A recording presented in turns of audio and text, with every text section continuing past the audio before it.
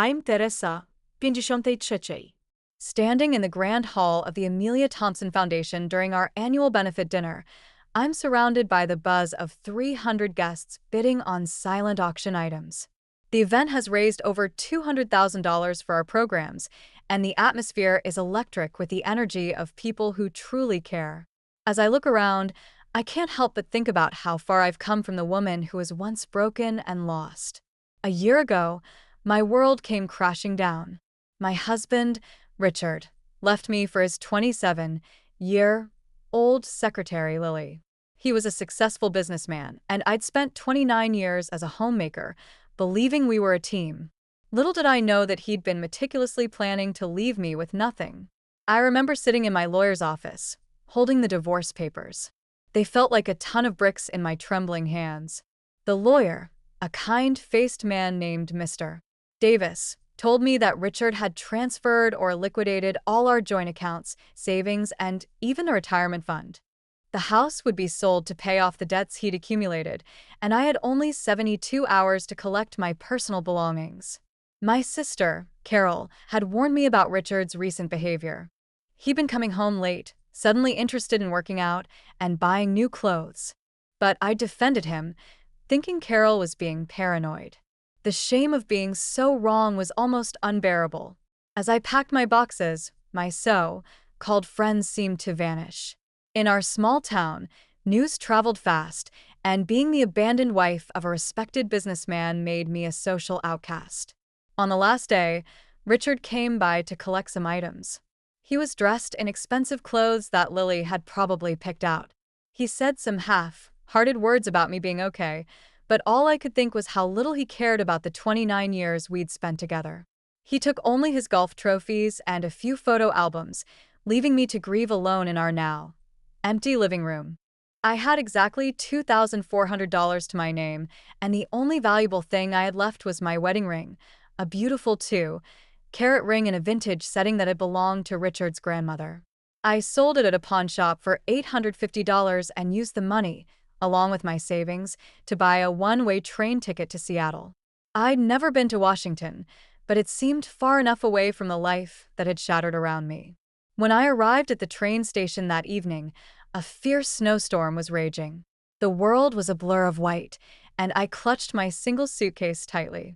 That's when I saw an elderly man sitting on a bench near the vending machines. He was in his 70s, with silver hair and kind eyes that looked lost. He was shivering in a thin coat, and his hands were shaking. I knew I should have minded my own business. I had only $10.50 left after buying my ticket and a bottle of water, and that money was supposed to last until I figured out what to do in Seattle. But I couldn't walk away. I sat down beside him and asked if he was all right. He said he'd misplaced his wallet, but that his train would arrive in a few hours.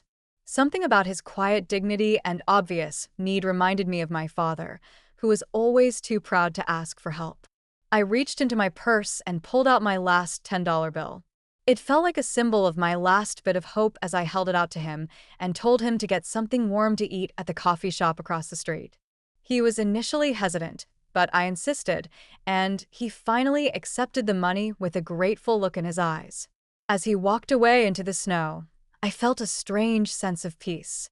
For a brief moment, I'd been able to help someone else, even though my own life was in ruins. An hour later, my train arrived, and I never saw the old man again. Seattle in January was freezing. The cold cut through my thin coat like a knife as I stepped off the train.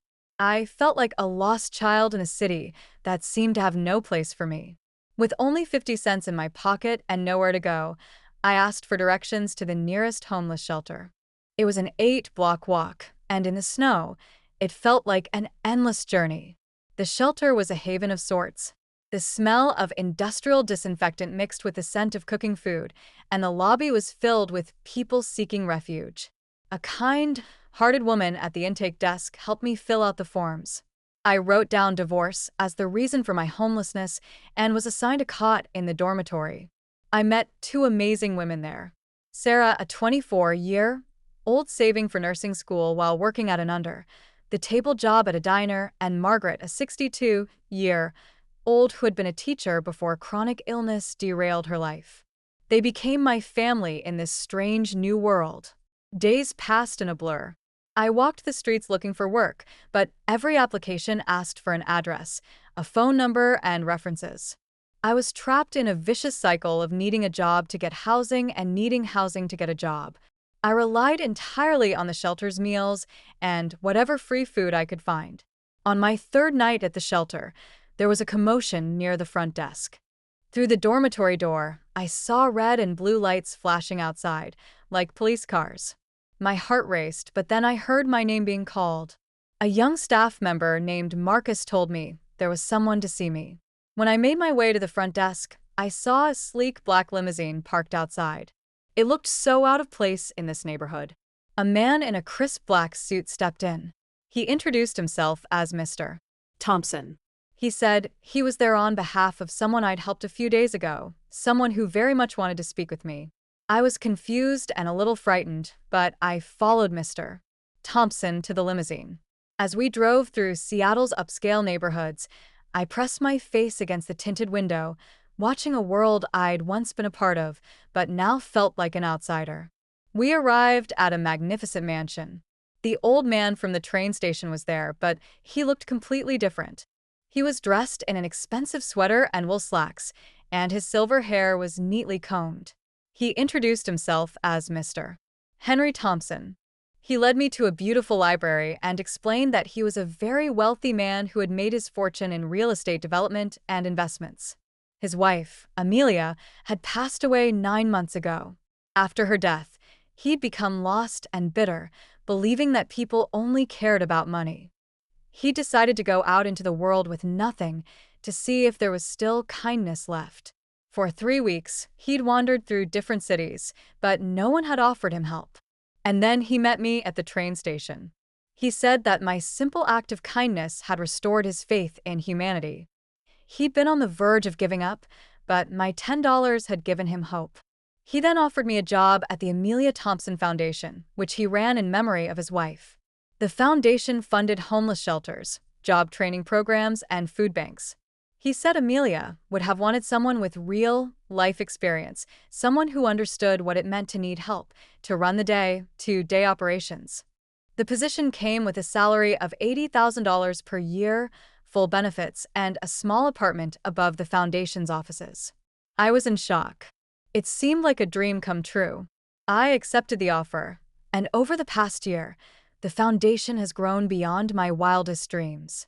We've opened a job training center, a child care facility for mothers in transition, and a financial literacy program. Just 6 weeks into my new life, Richard showed up at the foundation. He looked older and worn.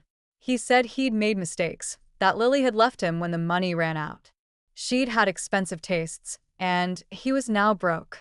He tried to offer me a financial settlement, but I told him I wasn't his backup plan. I'd built something here for myself, and I wasn't going to give it up to go back to being his supporting character.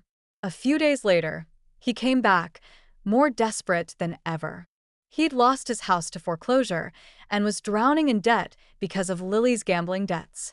He wanted me to take him back, but I stood my ground. I told him that his choices had consequences, and I wasn't going to clean up his mess. Mr. Thompson was there to support me. He told Richard exactly what he thought of his actions, and Richard finally left, realizing that he'd lost me for good.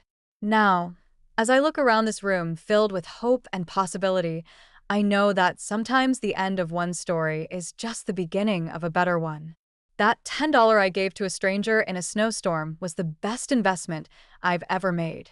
It taught me that there's still goodness in the world, and it gave me the strength to become the person I was meant to be. I have no regrets, not about the divorce, not about the shelter, and definitely not about giving that $10. I'm free, purposeful, and truly home.